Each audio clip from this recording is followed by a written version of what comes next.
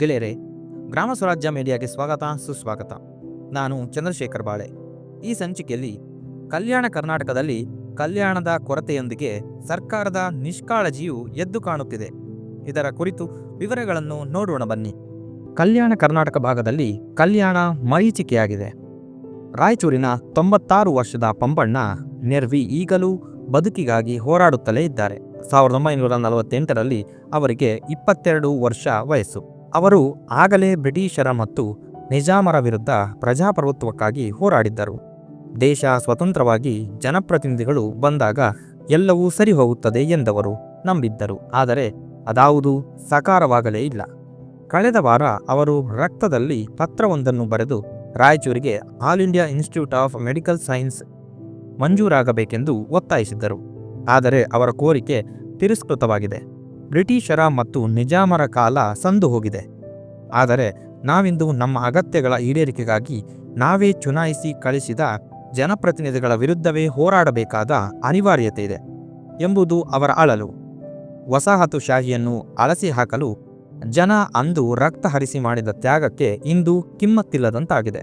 ಕರ್ನಾಟಕದ 5 ಜಿಲ್ಲೆಗಳು ಸೇರಿದಂತೆ ತೆಲಂಗಾಣದ ಮತ್ತು ಮಹಾರಾಷ್ಟ್ರದ ಹಲವು ಭಾಗಗಳು ನಮ್ಮ ದೇಶ ಸ್ವತಂತ್ರವಾದಾಗ ಹೈದರಾಬಾದಿನ ನಿಜಾಮನ ಆಳ್ವಿಕೆಯಲ್ಲಿದ್ದವು. ಅವರುಗಳನ್ನು ಸ್ವತಂತ್ರ ಭಾರತಕ್ಕೆ ವಿಲೀನಗೊಳಿಸಿದ ದಿನ ಸೆಪ್ಟೆಂಬರ್ 17.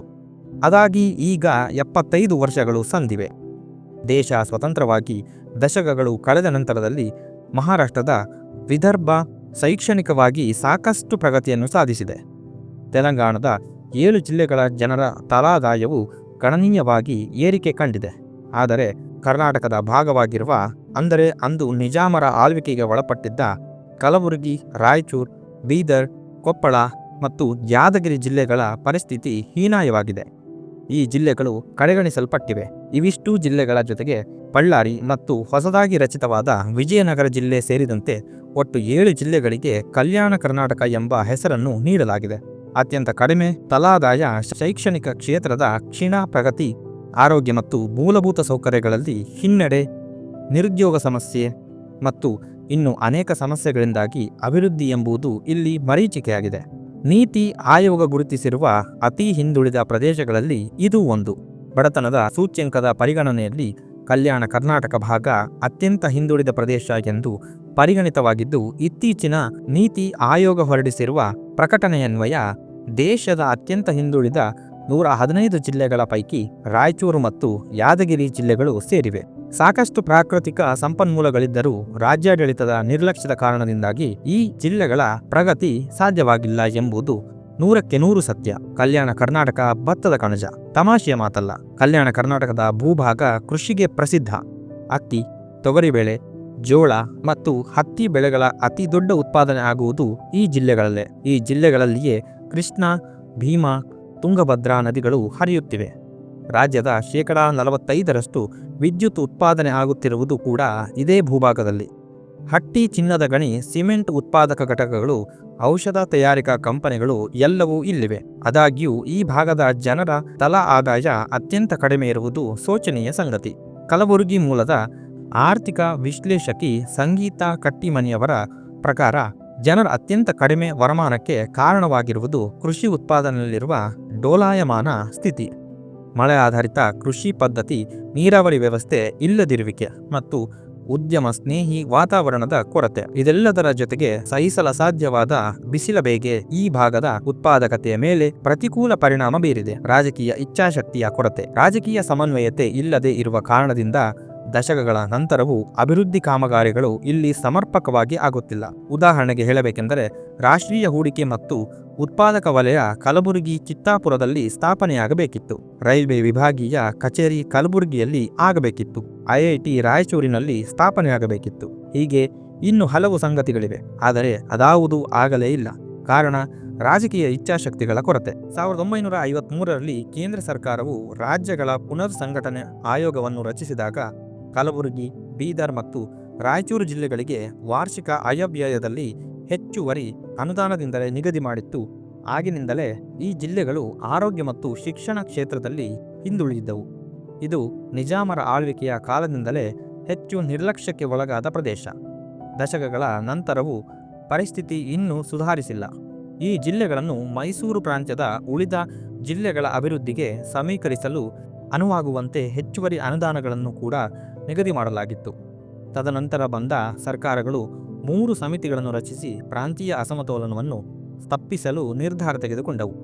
1954ರಲ್ಲಿ ವಿಚಾರ ಸಂಗ್ರಹ ಸಮಿತಿ, 1980ರಲ್ಲಿ ಧರಮ್ ಸಿಂಗ್ ನೇತೃತ್ವದ ಸಮಿತಿ ಮತ್ತು 2002ರಲ್ಲಿ ಡಿ.ಎಂ. ನಂಜುಂಡಪ್ಪ ನೇತೃತ್ವದ ಸಮಿತಿ.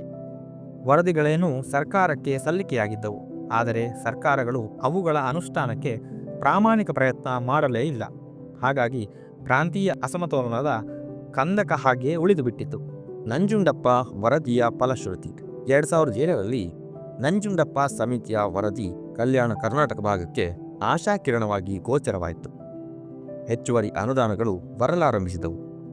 2013ರಲ್ಲಿ ಕಲ್ಯಾಣ ಕರ್ನಾಟಕ ಪ್ರಾಂತ್ಯ ಅಭಿವೃದ್ಧಿ ಮಂಡಳಿಯು ಸ್ಥಾಪನೆಯಾಯಿತು. ವಾರ್ಷಿಕವಾಗಿ ಈ ಅಭಿವೃದ್ಧಿ ಮಂಡಳಿಗೆ ಸರ್ಕಾರ 500ರಿಂದ 1,000 ಕೋಟಿ ಅನುದಾನವನ್ನು ನಿಗದಿ ಮಾಡಿತ್ತು. ಆದಾಗ್ಯೂ ಈ ಭಾಗದ ಅಭಿವೃದ್ಧಿ ಇನ್ನೂ ಮರೀಚಿಕೆಯಾಗಿಯೇ ಉಳಿದಿದೆ. ಕಲ್ಯಾಣ ಕರ್ನಾಟಕ ಭಾಗದ ವಿಶ್ವವಿದ್ಯಾಲಯದ ಉಪಕುಲಪತಿಗಳ ಪ್ರಕಾರ ಈ ಪ್ರಾಂತ್ಯದಿಂದ ರಾಜ್ಯದ ರಾಜಧಾನಿಗೆ ಇರುವ ದೂರವು ಪ್ರಗತಿ ಕುಂಠಿತವಾಗುವುದಕ್ಕೆ ಕಾರಣ. ಭೌಗೋಳಿಕವಾಗಿ ಇದು ರಾಜಧಾನಿಯಿಂದ ದೂರದಲ್ಲಿರುವುದರಿಂದ ಕಡೆಗಣಿಸಲ್ಪಟ್ಟಿದೆ. ನಿಜಾಮರ ಕಾಲದಿಂದಲೂ ಇದು ಹೀಗೆಯೇ ನಡೆದಿತ್ತು. ಜನಪರ ಹೋರಾಟಗಾರ ರಾಘವೇಂದ್ರ ಕುಷ್ಟಗಿಯವರ ಪ್ರಕಾರ ರಾಜಕೀಯ ಜನರನ್ನ ಪುನಃ ಮರಳು ಮಾಡುವಂಥ ಹೆಸರಿನಿಂದನೇ ಮಾತಿನಿಂದನೇ ಜನರ ತಲೆ ತಿರುಗಿಸುವಂಥ ಒಂದು ಕೆಲಸ ಆಗುತ್ತೆ. ಅದು ಸಾರ್ಥಕ ಆಗಬೇಕು. ವಿಮೋಚನಾ ದಿನಾಚರಣೆ, ಸ್ವಾತಂತ್ರ್ಯ ದಿನಾಚರಣೆಯಲ್ಲಿ ಹೈದರಾಬಾದ್ ಕರ್ನಾಟಕದ ಅಭ್ಯುದಯ ಆಗಬೇಕು, ಅಭಿವೃದ್ಧಿ ಆಗಬೇಕು, ಇಲ್ಲಿಯ ಮಾನವ ಸಂಪನ್ಮೂಲಗಳ ಸದ್ಬಳಕೆ ಆಗಬೇಕು. ಗುಳೆ ಹೋಗೋದು ನಿಂತಿಲ್ಲ. ಇಲ್ಲಿ ರೈತರಿಗೆ ಸರಿಯಾದ ನೀರು ಸಿಗ್ತಾ ಇಲ್ಲ. ಕಾಲುವೆ ನೀರಾವರಿ ವ್ಯವಸ್ಥೆ ಫೇಲ್ ಆಗ್ಲಿಕ್ಕತ್ತದ. ಎಲ್ಲಕ್ಕಿಂತ ಹೆಚ್ಚಾಗಿ ಮೊನ್ನೆ ಮಳೆಗೆ ಪ್ರವಾಹ ಬಂದು ಹಾಳಾಗೋಗಿರ್ತಕ್ಕಂಥ ಹೈದರಾಬಾದ್ ಕರ್ನಾಟಕ ಭಾಗದ ಜನರಿಗೂ ಕೂಡ ನೀವು ಕಣ್ಣೆತ್ತಿ ನೀಡಲಾರ್ದೆ ಕಲ್ಯಾಣ, ಈ ಭಾಗದ ಕಲ್ಯಾಣ ಅನ್ನಲಿಕ್ಕೆ ನಿನಗೆ ಒಂದು ಹ್ಯಾಂಗೆ ನೈತಿಕವಾದ ಧೈರ್ಯ ಬಂತು ನನಗೆ ಅರ್ಥ ಆಗ್ತಾ ಇದೆ. ಕಲ್ಯಾಣ ಕರ್ನಾಟಕದಲ್ಲಿ ಔದ್ಯಮಿಕ ಪ್ರಗತಿ ತೃಪ್ತಿದಾಯಕವಾಗಿಲ್ಲ. ಕರ್ನಾಟಕದ ಬೇರೆ ಬೇರೆ ಭಾಗಗಳು ತಿರಸ್ಕರಿಸಿದ ಯೋಜನೆಗಳು ಇಲ್ಲಿ ಅನುಷ್ಠಾನಗೊಂಡಿವೆ. ಸಿಮೆಂಟ್, ಔಷಧಿ, ಥರ್ಮಲ್ ಪವರ್ ಯೋಜನೆ ಹೀಗೆ ಯಾವುದನ್ನೇ ಆದರೂ ಗಮನಿಸಿ, ಅವುಗಳಿಂದ ಆಗುವ ಪ್ರದೂಷಣೆ ಮತ್ತು ಅಪಾಯ ವಿಪರೀತವಾಗಿದ್ದು ಜನರ ಪ್ರತಿರೋಧದ ನಡುವೆಯೂ ಅವುಗಳನ್ನು ಇಲ್ಲಿ ಸ್ಥಾಪಿಸಲಾಗಿದೆ. ಏಷ್ಯಾದಲ್ಲಿಯೇ 2ನೇ ಅತಿದೊಡ್ಡ ಹತ್ತಿ ಮಾರುಕಟ್ಟೆ ಎಂದು ಹೆಸರಾಗಿರುವ ರಾಯಚೂರಿನಲ್ಲಿ ಇದುವರೆಗೆ ಜವಳಿ ಉದ್ಯಮಗಳು ಸ್ಥಾಪನೆಯಾಗಲೇ ಇಲ್ಲ. ಇನ್ನೊಬ್ಬ ರೈತ ನಾಯಕ ಚಾಮರಸ ಮಾಲಿ ಪಾಟೀಲ್ ಅವರ ಪ್ರಕಾರ ರಾಜ್ಯ ಸರ್ಕಾರ ಪರಿಸರ ವಿರೋಧಿಯಾದ ಜತ್ತಿನಹೊಳೆ ಯೋಜನೆಗೆ 100 ಕೋಟಿ ಅನುದಾನ ಮಂಜೂರು ಮಾಡಿದೆ. ಅದೇ ವೇಳೆ ಕಲ್ಯಾಣ ಕರ್ನಾಟಕ ಭಾಗದಲ್ಲಿರುವ 3 ಮುಖ್ಯ ನದಿಗಳಿಂದ ನೀರನ್ನೆತ್ತಿ ಸರಬರಾಜು ಮಾಡುವ ಕಾಲುವೆಗಳ ನಿರ್ಮಾಣಕ್ಕೆ ಮಂಜೂರಾತಿಯನ್ನು ಮಾಡಿಲ್ಲ. ನೀರಿನ ಸಮಗ್ರ ಬಳಕೆಗೆ ಅವಕಾಶ ಮಾಡಿಕೊಟ್ಟಿದ್ದಲ್ಲಿ ಈ ಭಾಗದಲ್ಲಿ ಕೃಷಿ ಇನ್ನಷ್ಟು ವಿಪುಲವಾಗಿ ಅಭಿವೃದ್ಧಿ ಕಾಣುವುದು ಸಾಧ್ಯವಿತ್ತು. ಜನರು ವಲಸೆ ಹೋಗುತ್ತಿದ್ದಾರೆ. ಈ ಎಲ್ಲ ಕಾರಣಗಳಿಂದಾಗಿ ಕಲ್ಯಾಣ ಕರ್ನಾಟಕ ಪ್ರಾಂತ್ಯ ಅವಜ್ಞೆಗೆ ಒಳಗಾಗಿದ್ದು ಇಲ್ಲಿ ಜಮೀನ್ದಾರಿ ಪದ್ಧತಿ ಇನ್ನೂ ಜಾರಿಯಲ್ಲಿದೆ. ಹಾಗಾಗಿ ಇಲ್ಲಿನ ಜನರು ದಿನಗೂಲಿ ಮಾಡಲು ಕಟ್ಟಡ ನಿರ್ಮಾಣ ಕಾಮಗಾರಿಗಳಲ್ಲಿ ದುಡಿಯಲು ದೊಡ್ಡ ನಗರಗಳಿಗೆ ಗುಳೆ ಹೋಗುವುದು ಸಾಮಾನ್ಯವಾಗಿದೆ. ಗ್ರಾಮೀಣ ಕೂಲಿ ಕಾರ್ಮಿಕರ ಸಂಘಟನೆಯ ಸದಸ್ಯರಾದ ಯಾದಗಿರಿ ಮಲ್ಲಪ್ಪನಹಳ್ಳಿಯ ಮಹಾಲಕ್ಷ್ಮಿಯವರ ಪ್ರಕಾರ ಪ್ರತಿ ವರ್ಷ 100 ಜನರು ನಗರಗಳಿಗೆ ಇಲ್ಲಿಂದ ಉದ್ಯೋಗ ಅರಸಿ ವಲಸೆ ಹೋಗುತ್ತಾರೆ. ಇದು ಅವರ ಮಕ್ಕಳ ವಿದ್ಯಾಭ್ಯಾಸದ ಮೇಲೆ ಪ್ರತಿಕೂಲ ಪರಿಣಾಮ ಬೀರುತ್ತದೆ. ಅನಕ್ಷರತೆಯ ಪ್ರಮಾಣ ಹೆಚ್ಚಾಗಿದೆ. ರಾಜ್ಯದ ಸರಾಸರಿ ಅಕ್ಷರಸ್ಥರ ಪ್ರಮಾಣ 75.6% ಇದ್ದರೆ ಕಲ್ಯಾಣ ಕರ್ನಾಟಕ ಭಾಗದಲ್ಲಿ ಅದು 64.4%ರಲ್ಲಿದೆ. ಇಲ್ಲಿ 10ನೇ ತರಗತಿಗಿಂತ ಹೆಚ್ಚಿನ ವಿದ್ಯಾಭ್ಯಾಸ ಪಡೆಯುವವರ ಸಂಖ್ಯೆ ಕೂಡ ಅತ್ಯಂತ ಕಡಿಮೆ ಇದೆ.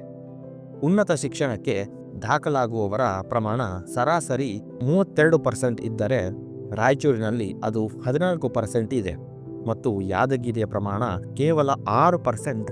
ಕರ್ನಾಟಕದಲ್ಲಿರುವ 412 ಸರ್ಕಾರಿ ಕಾಲೇಜುಗಳ ಪೈಕಿ 360 ಕಾಲೇಜುಗಳು ಬೆಂಗಳೂರು, ಮೈಸೂರು ಮತ್ತು ಬೆಳಗಾವಿ ವಿಭಾಗಗಳಲ್ಲಿವೆ. ಆದರೆ ಕಲ್ಯಾಣ ಕರ್ನಾಟಕ ಭಾಗದಲ್ಲಿರುವುದು ಕೇವಲ 62 ಕಾಲೇಜುಗಳು. ಅಲ್ಲಿಯೂ ಶಿಕ್ಷಕರ ಕೊರತೆ ಇದೆ. ಶಾಲಾ ಕಾಲೇಜುಗಳು ಸಮರ್ಪಕವಾಗಿ ನಡೆಯುವುದಕ್ಕೆ ಹಲವಾರು ಸಮಸ್ಯೆಗಳಿವೆ. ಸಂವಿಧಾನದ ಆರ್ಟಿಕಲ್ 371(j) ಈ ಭಾಗವನ್ನು ಅಭಿವೃದ್ಧಿಗೊಳಿಸುವ ಉದ್ದೇಶ ಹೊಂದಿದ್ದರೂ ಕೂಡ ಅದು ಸಾಧ್ಯವಾಗುತ್ತಿಲ್ಲ. ಈ ಭಾಗದಲ್ಲಿ 6,000 ಇಂಜಿನಿಯರಿಂಗ್ ಸೀಟುಗಳು ಮತ್ತು 7,000 ಮೆಡಿಕಲ್ ಸೀಟುಗಳಿದ್ದು 80% ಸೀಟುಗಳನ್ನು ಈ ಭಾಗದ ವಿದ್ಯಾರ್ಥಿಗಳಿಗೆ ಮೀಸಲಿಡಬೇಕೆಂದು ಆರ್ಟಿಕಲ್ 371(j) ಹೇಳುತ್ತದೆ. ವಿಪರ್ಯಾಸವೆಂದರೆ ಈ ಭಾಗದ ವಿದ್ಯಾರ್ಥಿಗಳು ಈ ಪ್ರಾಂತ್ಯದಿಂದ ಹೊರಗಡೆ ಹೋಗಿ ವಿದ್ಯಾಭ್ಯಾಸ ಮಾಡುವುದನ್ನು ಬಯಸುತ್ತಾರೆ. ಆರೋಗ್ಯ ಕ್ಷೇತ್ರವೂ ಸೇರಿದಂತೆ ಸರ್ಕಾರದ ನಾನಾ ಇಲಾಖೆಗಳಲ್ಲಿ ಖಾಲಿ ಇರುವ ಹುದ್ದೆಗಳ ಸಂಖ್ಯೆ ರಾಜ್ಯ ಬೇರೆಡೆಗಿಂತ ಕಲ್ಯಾಣ ಕರ್ನಾಟಕ ಭಾಗದಲ್ಲಿಯೇ ಹೆಚ್ಚು ಎಂಬುದು ಕೂಡ ಗಮನಿಸಬೇಕಾದ ಸಂಗತಿ. ಆರೋಗ್ಯ ಸುವಿಧೆಯಲ್ಲೂ ಕೊರತೆ. 7 ತಿಂಗಳ ಹಿಂದೆ ಯಾದಗಿರಿಯ ಯರಗೋಳ ಗ್ರಾಮ ಪಂಚಾಯಿತಿ ವ್ಯಾಪ್ತಿಯ ಮಲ್ಲಮ್ಮ ಎಂಬ ಮಹಿಳೆ ಗರ್ಭಿಣಿಯಾಗಿದ್ದಾಗ ರಕ್ತಹೀನತೆಗೆ ಒಳಗಾದರು. ಸ್ಥಳೀಯ ಆಸ್ಪತ್ರೆಯಲ್ಲಿ ಸೂಕ್ತ ಸುವಿಧೆ ಇಲ್ಲದಿದ್ದ ಕಾರಣ ಅವರನ್ನು ರಾಯಚೂರು ಇನ್ಸ್ಟಿಟ್ಯೂಟ್ ಆಫ್ ಮೆಡಿಕಲ್ ಸೈನ್ಸ್ಗೆ ಒಯ್ಯುವಂತೆ ಸೂಚಿಸಲಾಯಿತು. ಅವರ ಊರಿನಿಂದ ಈ ದೊಡ್ಡಾಸ್ಪತ್ರೆ 75 ಕಿಲೋಮೀಟರ್ ದೂರದಲ್ಲಿದೆ. ಸಕಾಲದಲ್ಲಿ ವೈದ್ಯಕೀಯ ವ್ಯವಸ್ಥೆ ಸಿಗದೇ ಇದ್ದ ಕಾರಣ ಅವರು ಬದುಕಿ ಉಳಿಯಲಿಲ್ಲ. ಅಪೌಷ್ಟಿಕತೆ. ರಾಷ್ಟ್ರೀಯ ಆರೋಗ್ಯ ಸರ್ವೆ ಪ್ರಕಾರ ಅಪೌಷ್ಟಿಕತೆಯ ಪ್ರಮಾಣ ಕಲ್ಯಾಣ ಕರ್ನಾಟಕ ಭಾಗದಲ್ಲಿ ಬಹಳ ಹೆಚ್ಚಾಗಿ ಇದೆ. ಇದರಿಂದಾಗಿ ದೊಡ್ಡ ಪ್ರಮಾಣದಲ್ಲಿ ಬಲಿಯಾಗುವುದು ಮಹಿಳೆಯರು ಮತ್ತು ಮಕ್ಕಳು. ಬೀದರ್, ಯಾದಗಿರಿ, ರಾಯಚೂರಿನ ಬಹುತೇಕ ರೋಗಿಗಳನ್ನು ಗಂಭೀರ ಸಮಸ್ಯೆಗಳು ಎದುರಾದಾಗ ಕಲಬುರಗಿ, ಬಳ್ಳಾರಿ, ಹೈದರಾಬಾದ್ಗೆ ಕಳಿಸುತ್ತಾರೆ. ನಂಜುಂಡಪ್ಪ ವರದಿಯ ಪ್ರಕಾರ ರಾಯಚೂರಿನಲ್ಲಿ IIT ಸ್ಥಾಪನೆಯಾಗಬೇಕಿತ್ತು. ಆದರೆ ಅದನ್ನು ಕಿತ್ತೂರು, ಕರ್ನಾಟಕಕ್ಕೆ ಸ್ಥಳಾಂತರಿಸಲಾಗಿದೆ. ಈ ಎಲ್ಲ ವಿಚಾರಗಳ ಹಿನ್ನೆಲೆಯಲ್ಲಿ ಪ್ರತ್ಯೇಕ ರಾಜ್ಯದ ಕೂಗು ಕಲ್ಯಾಣ ಕರ್ನಾಟಕದ ಕೆಳಭಾಗದಲ್ಲಿ ತೆಲಂಗಾಣಕ್ಕೆ ಸೇರಿಸಬೇಕೆಂದು ಒತ್ತಾಸೆ ಜನರಲ್ಲಿ ಮೂಡಿದ್ದು ನಿಜವೇ. ಆದರೂ ಸಮಸ್ಯೆಗೆ ಇದು ಪರಿಹಾರವಲ್ಲವೆನಿಸುತ್ತದೆ. ಜನಪ್ರತಿನಿಧಿಗಳ ಇಚ್ಛಾಶಕ್ತಿಯ ಕೊರತೆ, ಸರ್ಕಾರದ ಸವಲತ್ತುಗಳನ್ನು ಸದ್ಬಳಕೆ ಮಾಡುವಲ್ಲಿ ಇರುವ ನೀರಸ ಪ್ರತಿಕ್ರಿಯೆ ಕಲ್ಯಾಣ ಕರ್ನಾಟಕ ಭಾಗ ಇನ್ನೂ ಹಿಂದುಳಿದ ಪ್ರದೇಶ ಎಂಬ ಹಣೆಪಟ್ಟಿ ಕಟ್ಟಿಕೊಳ್ಳುವಂತೆ ಮಾಡಿದೆ. ಇದರಿಂದ ಹೊರಬರುವುದಕ್ಕೆ ಹೋರಾಟಗಳು ರೂಪಿಸಬೇಕಾಗಿದೆ. ಜನಪ್ರತಿನಿಧಿಗಳು ಒಗ್ಗಟ್ಟಾಗಿ ಪಕ್ಷಭೇದ ಮರೆತು ಕೆಲಸ ಮಾಡಬೇಕಿದೆ. ಗೆಳೆಯರೇ, ಈ ವಿಡಿಯೋ ತಮಗೆ ಇಷ್ಟವಾದಲ್ಲಿ ಲೈಕ್ ಮಾಡಿ, ಶೇರ್ ಮಾಡಿ ಹಾಗೂ ತಮ್ಮ ಅಭಿಪ್ರಾಯಗಳನ್ನು ಕಮೆಂಟ್ ಮಾಡುವ ಮೂಲಕ ನಮಗೆ ತಿಳಿಸಿ. ಧನ್ಯವಾದಗಳೊಂದಿಗೆ ಗ್ರಾಮ ಸ್ವರಾಜ್ ಮೀಡಿಯಾ.